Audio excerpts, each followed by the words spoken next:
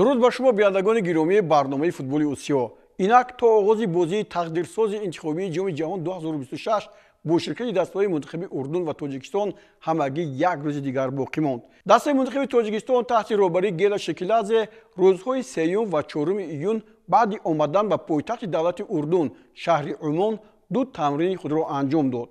بعد به اردن آمدن همه 23 بازیگر که به هیئت دسته یکچین دعوت شدند به وخوری در پیش ایستاده آماده می شوند.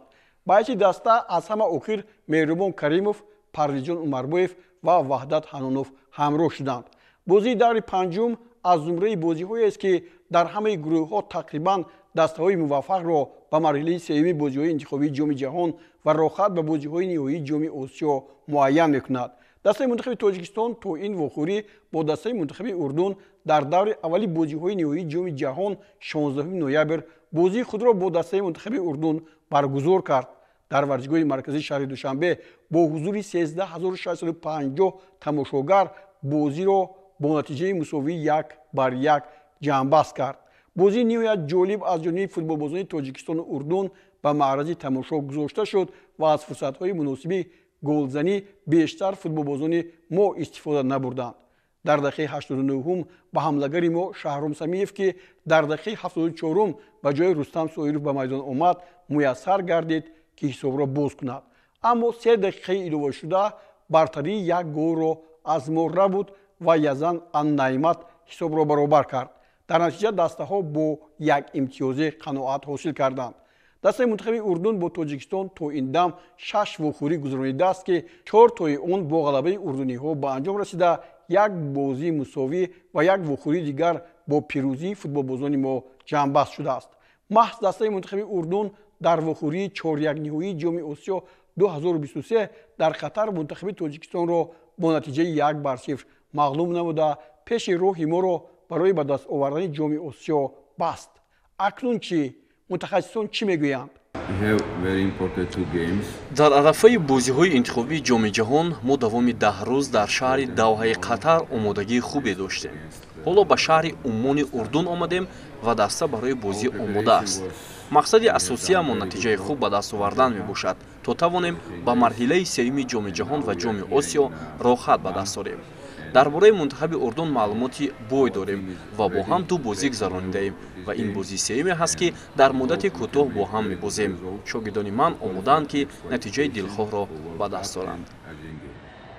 در مورد تاکتیک تیم ملی اردن گفتنی هستم که آنها فوتبال حملوی نشان میدهند و آنها بیشتر با تاکتیکی 3-4-3 بازی میکنند که این تاکتیک بیشتر با تیم باشگاه منچستر سیتی با اوسپ گواردیولا و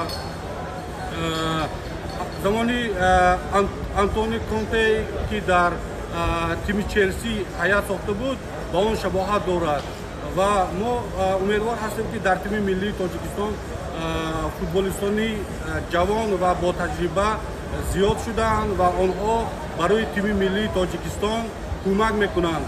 مخصوصا ظاهر جورابویف که حال حاضر در باشگاه نفتچی ازبکستان و وحدت حنانوف در باشگاه پرسپولیس ایران بازی میکنند و آنها تجربه زیاد را کسب کردند و امیدوار هستم که برای پیروزی این بازی کمک خود را دریغ نمیدارند و چه از دستشان اومد برای تیم ملی ما نشان میدهند و ما یک بازی جالب و دیدنی رو منتظر هستیم و امیدوار هستیم که در این بازی تیم ملی تاجیکستان پیروز می شود و شانسی که در دست دارد استفاده میبرد. دیروز من با کاپیتان تیم ملی اردن احسان حداد صحبت کردم.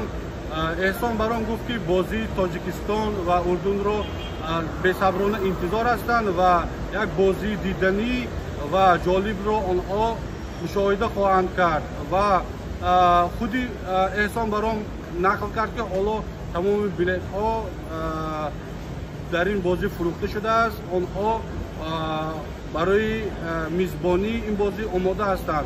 به نظر من در این بازی 2-1 به سود ما انجام می شود.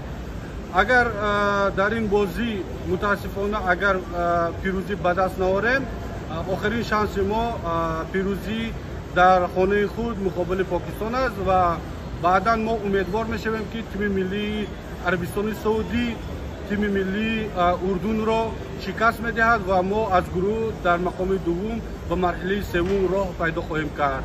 аз бозиҳое ки дастаи мунтахаби Урдун дар ҷоми Осиё нишон дод ва ҳамчунин рақобатҳое ки давоми чанд вақти охир бо иштироки тими миллии мазкур мо дидем, маълум мешавад ки даста хело рушд кардааст дар солҳои охир ва мо албатта бо футболи Урдун аз қабл ҳам ошно будем.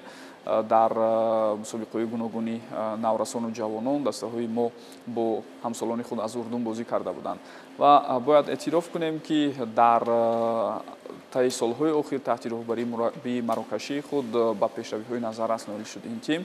албатта бо дар назардошти он ки мо дар сафар бозӣ мекунем, мушкилиҳои муайян пешорӯи мо хоҳанд буд дар ин бозӣ, лек тавре маълум аст мавқеъгирии мо дар гурӯҳ моро водор мекунад дар ин бозӣ баҳри ғалаба мубориза барем. ҳадди ақал албатта мусовӣ барои мо лозим мешавад, аммо тавре медонем дар даври шашум вақте Арабистони Саудӣ бо Урдун бозӣ мекунад, маъмулан дастаҳои арабӣ ба якдигар кӯмак мерасонанд. аз ин рӯ мо ба умеди гӯем бозии даври шашум нашуда бояд ҳаракат кунем то дар ҳамин бозӣ бо ғалаба аз Урдун ба хона баргардем. ман фикр мекунам бозие ки дар ҷоми Осиё мо нишон додем баробар буд, танҳо ҳамон имконияти худро дурусттар истифода бурдан аз сӯи урдуниҳо боис бар он шуд то онҳо 1-0 ғалаба кунанд, вале дар маҷмӯъ рафти бозӣ баробар буд.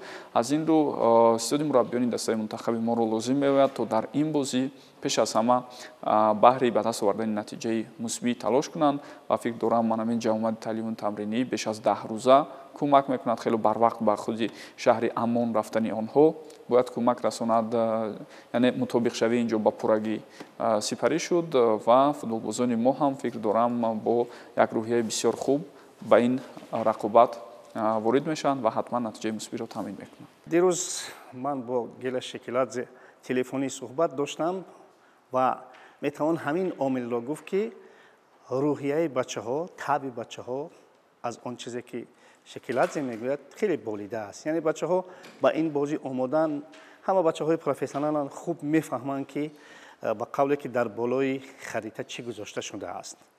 ин чиза муҳим ҳамин чиз аст ки мефаҳманд ва гумон мекунам ки мо дар ин бозӣ ҳамон бозиро бояд нишон бидиҳем ки дигар ба умеди дастаҳои дигар ва натиҷаҳои дигар нашавем. мо агар бо Урдун хуб бозӣ мекунем, ғалаба мекунем, дар Покистон дар душанбе мусаллам аст ки барои мо ин чиз як хеле роҳатӣ меорад. гап сар ин ки аз тарафи дигар мо хуб медонем ки масалан дастаи Покистон чӣ гуна даста аст. мо дар сафар бар Покистон бо ҳисоби бузург ғалаба кардем. яъне ҳамин омиле ки бачаҳо таъби болида доранд ва хуб мефаҳманд ки кадом бозӣ ва кадом натиҷаро барои мунтахаб биёранд, ҳамин омил метавонад моро боз ба қуллаҳои дигар барад. бибинед, мо шумо хуб медонем ки вақте ки ба умеди мусовӣ мешавӣ, натиҷаи аслӣ аз даст меравад. мо бояд ба умеди мусовӣ нашавем, чунки агар мо ба ҳадди ниҳоӣ умед мебандем, баъд он ҳадди даркориро дар меёбем. ҳоли ҳозир агар мо ба ҳадди ҳамун ниҳоӣ, яъне ғалаба кардан ба майдон мебароем, пас агар мусовӣ мекунем, ин барои мо чандон нороҳат нест. аммо мо агар ба хотири мусовӣ кардан мебароем, пас як зинаи дигар поёнтар аст ки он бохт аст ва мо бояд ба ин умед нашавем. ман фикр мекунам ки мо ҳатман бояд барои ғалаба ба майдон бароем. дар гурӯҳи ҷи дастаи мунтахаби Арабистони Саудӣ аллакай вазифаи ба бозиҳои марҳилаи сеюми ҷоми ҷаҳон баромаданро ҳаллу фазл кардааст ва дар бозии рӯзи 6 июн дар Покистон бо мунтахаби ин кишвар қувва меозмояд. бозии аввали ин дастаҳо бо натиҷаи 4-0 бо ғалабаи дастаи мунтахаби Арабистони Саудӣ ҷамъбаст гардида буд. ду голи солеҳ аз Шеҳрӣ дар дақиқаҳои 6 ва 48, Абдураҳмон Ғариб 91 ва Абдулло Радиф 96 ба Арабистони Саудӣ аввалин ғалабаро дар гурӯҳ ба бор овард. ҳоло дар ҷадвали мусобиқот Арабистони Саудӣ бо 10 имтиёз ва Урдун бо 7 имтиёз дар ду зинаи мувофиқ ба бозиҳои марҳилаи сеюм ҷойгир шуданд. Тоҷикистон 5 имтиёз дорад ва дар сурати ғалаба метавонем лоиҳаи орзу 2026-ро сазовор иҷро намоем. мусовӣ ҳалли масъаларо ба даври охир мебарад.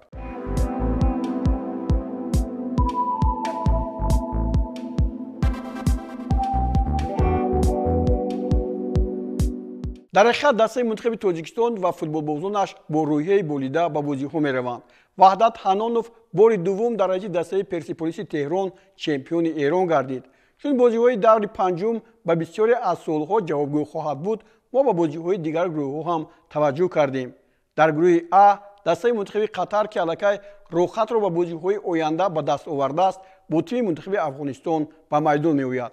ҳиндустон бо кувайт. дар ин гурӯҳ то даври охир дастаи дуюми муваффақ муайян нахоҳад шуд, зеро дастаҳои афғонистон ва ҳиндустон 4 имтиёзӣ доранд ва дар бозии даври охир афғонистон бо кувайт ва ҳиндустон бо қатар бозӣ мекунанд.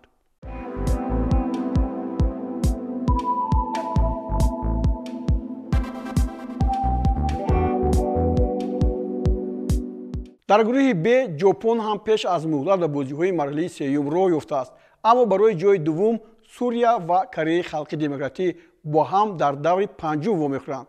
дар сурати мусовии суриягиҳо онҳо низ пеш аз муҳлат ба бозиҳои оянда хоҳанд рафт. Сурия дар бозии рафти ин дастаҳо бо ҳисоби 1-0 ғалаба карда буд.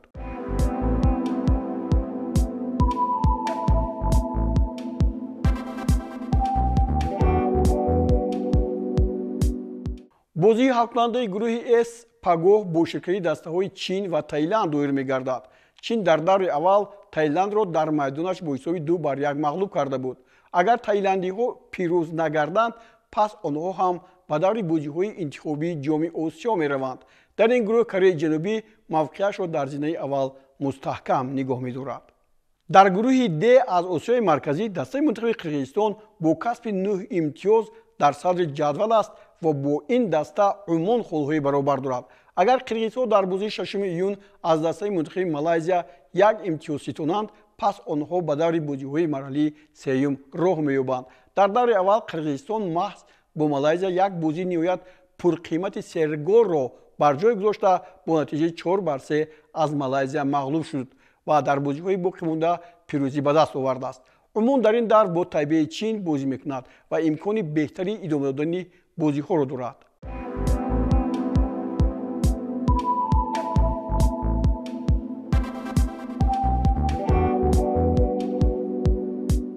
дар гурӯҳи И-ду дастаи мунтахаби Осиёи марказӣ Эрон ва Ӯзбекистон 100% масъалаи рохатро ба бозиҳои марҳилаи сеюм баъди даври сеюм аллакай ба даст оварданд. ин дастаҳо бо 10 имтиёз тавре гуфтем садрнишинанд. вохӯрии байни ҳамдигариро дар Ӯзбекистон Эрон бо ҳисоби 2-2 ҷамъбаст кард. ҳоло Эрон бо Гонконг дар сафар ва Ӯзбекистон дар майдонаш бо мунтахаби Туркманистон бозӣ мекунад. дар бозии рафти ин дастаҳо Эрон бар Гонконг 4-0 ва Ӯзбекистон бар Туркманистон 3-1 ғалаба ба даст оварда буданд.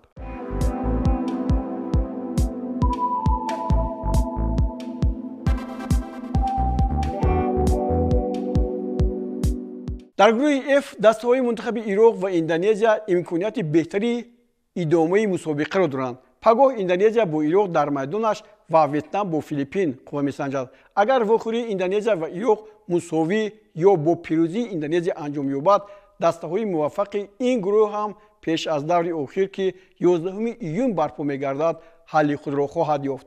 Ироқ Индонезияро дар бозии рафти ин дастаҳо бо нишондоди 5-1 шикаст дода буд.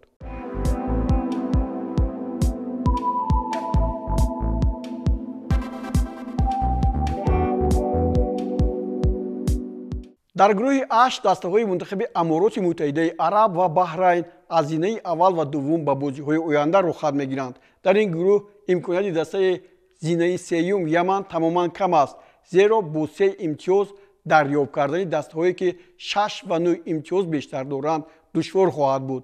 Яман бо Баҳрайн ва Аморот бо дастаи мунтахаби Непал қува месанҷанд.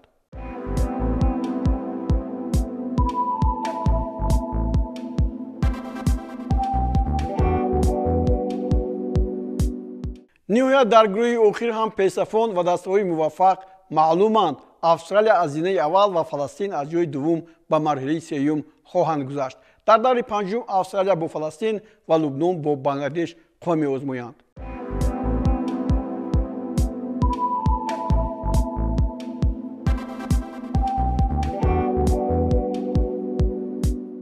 دوستان گرامی در همین جا برنامه امروزی خود را با امید آنکه فوتبالبازان تاجیک پگاه در ورزشگاه بین‌المللی عمان به غلبه نائل می‌گردند به انجام می‌رسانیم. برنامه و گزارش‌های تلویزیونی ورزش ادامه دارند و منظور شما می‌گردند. از بهترین برنامه و بازی‌های جالب شوق‌آور دیر نمانید. خیر تا بازدید. خود را احتیاط کنید.